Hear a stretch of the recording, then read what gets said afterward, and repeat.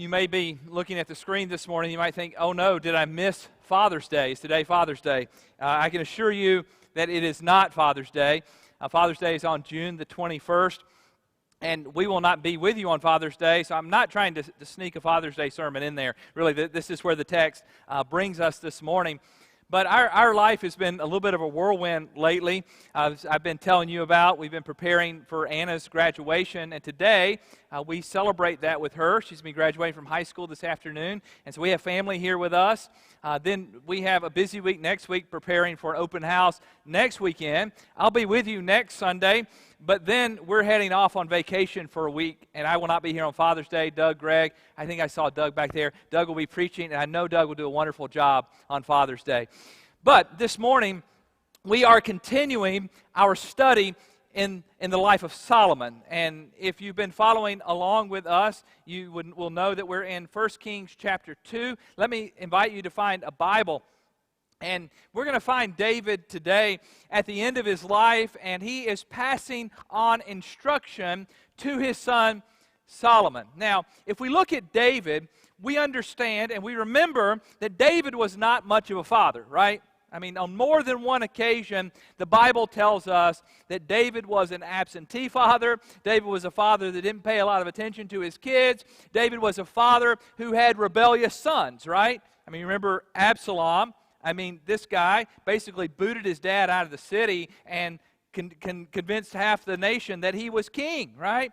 And then last week, we saw Adonijah, David's second son, to assume the throne. And you remember the story last week, right? David is questionably, right, snuggling up with a young virgin in the bed, and he is oblivious to all that is going on in the kingdom.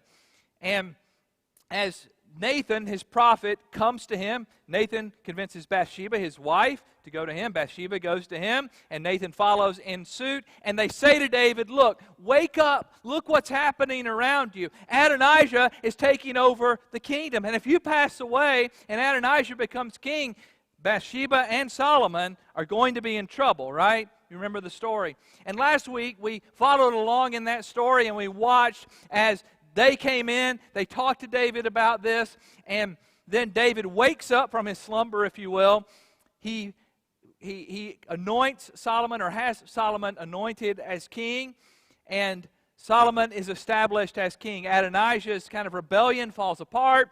Adonijah, at the very end of chapter 1, is bowing before Solomon and begging for his life, right? And Solomon says, I'll let you live as long as you behave. And so that's how we ended with chapter 1. David is praising God because God woke him up out of his stupor, and David is now old, as he's already been old. We saw that he was old last week, but he's even older this week, and he's getting ready to die. So that's where we find the story here in 1 Kings chapter 2. We're not going to read the text word for word in one block this morning. Rather, we're just going to kind of follow along. But I would encourage you to have a Bible open with you. If you have the text in front of you, I think you'll find it helpful to follow along this morning. And so we're going to read a little bit of the story. I'll talk a little bit, and we'll read some more, and we'll go through it that way this morning. But we're in 1 Kings chapter 2 this morning, beginning with verse 1. When the time drew near for David to die, he gave a charge to Solomon, his son. Now, we know from other places in Scripture that David is somewhere around 70 years old. You might be going, he's not very old, right? But that's how old David was when he dies. We don't know exactly how long this conversation takes place before his death, but it seems that it's a very short period of time. David knows he's about to die, and so he calls his son in. He has this conversation with Solomon that he knows he needs to have. Look at verse 2. He says, I'm about to go the way of all the earth, he said. So, be strong, act like a man, and observe what the Lord your God requires. Now, we read this and we say, David says, be strong, Solomon, right? Act like a man. We think of what's Tim the Toolman Taylor and his, gruff, how do you act like a man? Do you think of maybe somebody lifting weights or going hunting or doing something that's very manly, right? We think that's what David is talking about. But David's not at all talking about that. David says, be strong, act like a man, and then he connects that to what he's going to say next. And see, being strong and acting like a man isn't about doing gruff and burly sorts of things. Being strong and acting like a man is about following God. And that's what he's going to say next. Look what he says. Walk in obedience to him and keep his decrees and commands, his laws and regulations as written in the law of Moses. Now again, David's been an absentee father to some of his sons. But now he's old, he's getting ready to pass away, and he calls Solomon in, and he says these important words to Solomon. Now these words are very much like the words that God spoke to Joshua after Moses' death. Look at this text, and I'll put this one on the screen with me. From Joshua chapter 1, verse 6. God tells Joshua, what? Be strong and courageous, because I will lead these people to inherit the land I swore to their ancestors to give them. Be strong and very courageous. Be careful to obey all the law my servant Moses gave you. It's almost as if David is quoting what God said to Joshua here. Do not turn from it to the left or to the right or to the left, that you may be successful wherever you go. Keep this book of law always on your lips. Meditate on it day and night so that you may be careful to do everything written in it. And then what happens? Then you will be prosperous and successful. Have I not commanded you? Be strong and courageous. Do not be afraid. Do not be discouraged. For the Lord your God will be with you wherever you go. These words, be strong, be courageous. David is saying it to Solomon. God said it to Joshua. And these words apply to us today, don't they? What does it mean to be a man? The father tells the son, it means that you walk with God. It means that you live in obedience to all that God has commanded you to do. So he knows if Solomon is going to succeed, Solomon's going to have this same sort of posture. David says in verse 3 here, do this so that you may prosper in all you do and wherever you go. You see, David knows that Solomon's prospering and his connectedness to God are linked together, right? Now, we're going to study the life of Solomon in the coming weeks. As we get into his life, you're going to see there are going to be times when Solomon does not walk with God as he should, and he's going to suffer because of it. And that's what David wants for his son here. Now, if you go back to 2 Samuel chapter 7, and you look at the promise that God makes to David, it's kind of interesting here because when God makes the promise to David, he says, I'm going to establish your kingdom forever. There's really not a condition attached to it. It's going to happen, God says. But when David relates this promise to Solomon, he attaches a condition to it. And you might say, well, that's a little problematic. It's really not problematic because in many places we see this following God as linked to prosperity. And so I think David is pulling from some other sources when he does this. We read here in 1 Kings chapter 2, verse 4, so that the Lord may keep his promise to me. And then he quotes here, if your descendants watch how they live, and if they walk faithfully before me with all their heart and soul, you will never fail to have a successor on the throne of Israel. Now, again, we're kind of living in a tension here because we know that God said to David, your kingdom is going to be eternal, right? It's going to last forever. But when David says it to Solomon, he says, watch out because if you don't follow God, your kingdom may not be forever. So we know that God's promise is eternal, but at the same time, Solomon's earthly prosperity is going to be linked with this promise here. And if you really follow out through the history here, you're going to see the kingdom of Israel after Solomon is going to fall apart, right? They're going to be taken off into exile. There's going to be some things that happen that are a result of disobedience. But God's promise is still fulfilled anyways, isn't it? Because the son of David will come in the line of David, and he will establish an eternal kingdom forever, okay? So we have to keep both of those things in mind as we read this. Again, God said to his people in Exodus chapter 19, now if you obey me fully and keep my covenant, then out of the nations you will be my treasured possession. So again, there's this understanding that our following God, our being strong, our being courageous by living in obedience to his word is important stuff, and David knows that it's crucial for Solomon. We also look in Deuteronomy chapter 6, verse 5. Love the Lord your God with all your heart, with all your soul, and with all your strength. You see that? The being strong there has to do with that commandment also. If we look at 1 Kings chapter 2, verse 4, we see the same sort of posture. Solomon, be strong. Solomon, love God with all your heart, with all your soul. Keep your eyes on God is what David is telling his son. And as we think about this, these admonitions are for us too, aren't they? Because often we kind of equate strength with worldly power, don't we? The world has a different way of defining strength, doesn't it? I mean, the world defines strength in terms of political power sometimes, right? In terms of wealth, in terms of earthly prosperity. That's what we think of when we think of strength. But David tells Solomon, and we read in Scripture, that strength is about following God. Strength is also about being humble sometimes, isn't it? Strength is about laying ourselves down sometimes. So David wants his son to know that. Again, God's plan is that Solomon would follow him, and David, as he passes on, as he gets ready to pass on, he desperately wants his son to do this. Let's keep reading here. David's going to give some specific instructions to Solomon here. And again, this might seem a little foreign to you if you've not been in this story for a while. So I'll do my best to kind of bring you up to speed on each of these instructions here. But David gives Solomon some instructions, again, specific instructions about specific people. And I think there's a dynamic here that we need to pay attention to. Because Solomon is David's son. David is passing on his wisdom to his son, but David's about to pass away. David's not going to be there. Solomon's going to have to walk on his own. And you know, as parents, this is a tension, isn't it, for many of us as parents? We want to direct our kids, to lead our kids into the future. We want to help our kids, but there comes a point in time when we have to kind of release our kids, right?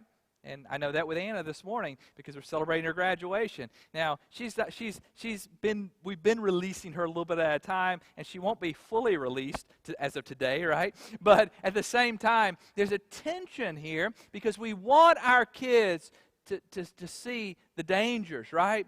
The pitfalls, the things that could harm them. And again, I think as parents, it's our job to do that.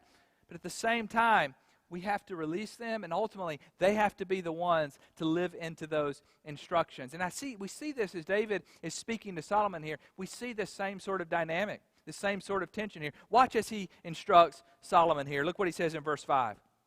Now you yourself know what Joab, son of Zeruiah, did to me. What he did to the two commanders of Israel's armies, Abner, son of Ner, and Amasa, son of Jether. He killed them, shedding their blood in peacetime as if in battle, and with that blood he stained the belt around his waist and the sandals on his feet. Now, who's Joab? Joab is David's commander. He's David's general, right? We know he's been an important guy for David, but at times he got a little bit out of hand, didn't he? And so when David is in this tension, when Saul is the king, right? Joab comes in after Saul's death, and he kills Saul's son, right? He kills some people, and he shouldn't have done it. We know later it's a bad decision for Joab, and this is what David is referring to here. We also know that Joab joined Adonijah, right, on this rebellion last week. So you got to think this guy's kind of iffy, right? But at the same time, he's been David's commander. He's been David's general. What does he tell Solomon to do with Joab here? Look what he says in verse 6. Deal with him according to your wisdom. Again, so he's kind of like saying, Solomon, you're going to have to be the one to do it. I can't tell you what to do. But, he says, do not let his gray head go down to the grave in peace. I love how he talks here, isn't it? It's almost like he's like, Solomon, you're a grown man. You have to decide what to do, but kill him. I can't tell you what to do, but this is what you're supposed to do. I mean, that's kind of like the posture that David has here. He tells him, look, this guy's trouble. This guy is going to be trouble for you politically. He's going to be trouble in your kingdom. He says, Solomon, I think that you need to enact the death penalty on this guy. But he knows that Solomon will have to figure out how to do this on his own. And so he tells Solomon what to do, but again, he kind of leans into Solomon's wisdom. Now, Solomon's going to be a wise guy. We know that, right? I mean, wisdom is going to be a key theme in his life. We've not gotten there yet, but next week we'll get there, and we'll get there in the coming weeks. Solomon will have lots and lots of wisdom, and David seems to know that here. But David knows that Solomon's got to find just cause for Joab, but he tells him, look, it's not a good idea to keep this guy around. He's trouble. Let's go on to the next guy here. Barzillai is another guy that David mentions here in his final instructions to Solomon. This time he's instructed to show kindness to this guy's family. Look what he says in verse 7. But show kindness to the sons of Barzillai of Gilead, and let them be among those who eat at your table. They stood by me when I fled from your brother Absalom. Now, I don't know if you remember Barzillai. Barzillai is an interesting guy. He appears in the story earlier on, and it's when David is in the wilderness. He's fled from his son Absalom, and he's out there by himself. He's out there with his men. They don't have provisions. And this guy named Barzillai shows up. Now, Barzillai is not an Israelite. He is from Gilead, which is in the land between Israel and Syria. And Barzillai shows up. He's an old guy now. He's 80 years old when he shows up. And he brings David food and provisions. At that time, David said, Barzillai, why don't you come in and be a part of our men? Why don't you be a part of our court? Barzillai said, no, I wasn't here to get a handout. I'm just trying to help you out.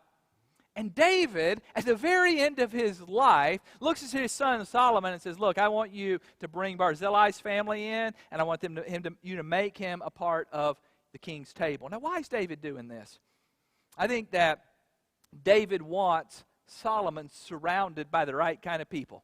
David knows that Barzillai is a good guy. He's the right kind of guy. And as David is getting ready to pass on, he wants the king's table to have good people.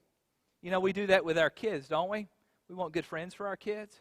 We want our kids to be surrounded by the right kind of people because we know that our friends will determine the direction of our life, right? Our friends will determine the quality of our life. And I think David knows this. And as David is ready to pass on, he says, look, Solomon, go get Barzillai's family. Barzillai's most likely not around anymore because he was old then. He's probably dead now, but his family's still around. David says, bring them in and make them a part of your table. That's the instructions that he gives him. And one last guy David brings up this morning is this guy named Shammai. Look at verse 8. And remember, you have with you Shammai, son of Gera. Now, it's almost as if, and in the language here, it's almost as if Solomon doesn't really know about this guy, or if he knows about him, he kind of forgot about him. And David tells the story here. Look what he says in verse 8. The Benjamite from Bahurim, who called down bitter curses on me the day I went to Mahanaim. When he came down to meet me at the Jordan, I swore to him by the Lord, I will not put you to death by the sword. Did you guys remember this story? This is a story where David, again, this is backing up. David is being overthrown by his son Absalom. He's going out into the wilderness, and this guy Shammai shows up, and he starts throwing rocks at David and starts cursing at David. You remember the story last year? We talked about it. David's men are like, let me kill him. David's like, no, don't kill him. And David just allows him to curse him, allows him to throw rocks at him, and they make their way out of the city. Now again, Shammai is part of Saul's family, so he probably had just cause to not like David. David was on the other team, if you will. But when David comes back from exile, back into Jerusalem, who is there but Shammai? And Shammai comes up to David, he bows down to him, he says, don't kill me, let me live. And David says, I'll let you live as long as you behave. And that's the story. And now, at the very end of David's life, David has some advice about this guy, Shammai. Remember Solomon? Shammai is still around. And David seems to think that this guy is trouble. Look what he says in verse 9 here. But now, do not consider him innocent. You are a man of wisdom. You will know what to do with him. Bring his gray hair down to the grave in blood. Don't you like how he does that? Like Solomon, you're a grown man, you know what to do, but kill him. I mean, that's kind of how David does. David tells him, you know, this is what you should do with this guy. And again, he knows that Solomon will have the wisdom to know how to handle it. And again, we're going to see in the coming chapters what Solomon actually does with Shammai and how he handles the situation. God seems to work out some of the details here. But David seems to know, look, this guy's bad news. This guy's going to be bad news for you politically. He's going to be bad news in your kingdom. You need to know that he is there. Come to the end of the passage here in verse 10. Then David rested with his ancestors and was buried in the city of David. He had reigned 40 years over Israel, 7 years in Hebron, and 33 in Jerusalem. The Hebrew word for rested there, and it is translated in the ESV as slept. It's a temporary sort of thing. I think it's interesting here. Even in the Old Testament, we see David is sleeping, but he's not gone forever, is he? David's going to rise again one day. God's not done with David yet. We see that kind of embedded in the text there. But David passes on. And as he does, we know that his kingdom continues on in the hands of Solomon. We won't go into details here, the details of David's long and fruitful reign, but we remember it. We remember all that David accomplished. We remember David walking with God. We remember David veering from God. We remember how God worked in his life. But now David is off the scene, and Solomon is king. And really the stage is set for the rest of the story. Now we're going to end there today. Because I think we could just keep telling the story. We're going to be in the story a lot of weeks here, and we'll pick it back up next week. But as we think about this, you might be reading these verses out of 1 Kings chapter 2 and saying, well, that's a neat story, but what does it have to do with me several thousand years later, right? What does this have to do with me? I think there's several modes of application or things, ways in which this text can impact us today. First of all, I think that we need to pay attention to what David said to Solomon, right? Just as people, no matter if we're parents or not, be strong. Act like a man. And when he says act like a man, what does that mean? Well, it means to be obedient to God. It means to walk with God. It means to humble yourself before God. All that David went through, all of his circumstances, he's passing on to his son. And he wants Solomon to have the sort of wisdom to know what it means to walk with God. And again, Solomon's story is going to be an interesting story. But as we think about our own lives, we need to ask ourselves the question, are we strong in the Lord? Are we keeping our eyes on God? Are we obedient to what he calls us to do? Or are we living our own way? And I think that's really the first point of application this morning. I think the second point of application has to do with those who are parents or grandparents or even great-grandparents. How do we interact with our children? And I think David's life is an example for us because we see kind of two different extremes in David's life. First of all, we see David as the absentee father, right? We see David doing his own thing. He's off at battle. He's with different women. He's doing all that he has to do. And his sons are neglected, right? And Absalom and Adonijah and even Amnon. I mean, terrible things happen in David's house, right? I won't rehash all the stories, but you remember, don't you? All the things that happened in David's house because he was an absentee father, because he did not take the time to instruct his kids.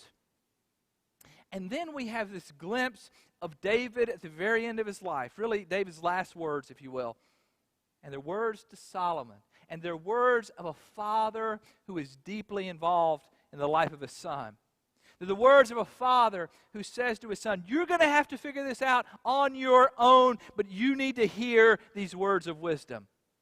And David gives him instruction. And I think that's our job as parents, to instruct our kids. When our kids are walking down a road that's horrible for them, it's going to end bad for them, we as parents need to step up and say, watch out. This is not going to end well for you. We need to continue to be involved in our kids' lives at the same time allowing them to live their lives and allowing them to make choices on their own. It's a careful balance, but I think that the Scripture helps us in understanding that. I'm not sure what God would be saying to you through His Word this morning, but again, this is God's Word, and it has power. And so as I preach it this morning, I trust that God has spoken to your heart. And I want to give you a chance this morning to respond to His Word. If there's some way that you'd like to respond, we're going to sing a song here, and we're going to invite you to respond. And there's an altar here if you'd like to come and pray. You come and pray here at the altar. If you'd like to come and make a decision, I'll be standing down front if you'd like to come. This morning we're going to have communion in a few minutes, and we're going to talk a little bit more about Jesus' body broken for us, His blood shed for us. We're going to talk a little bit about Jesus' last words to us as we gather together this morning. But now if you'd like to respond, you come as we sing together.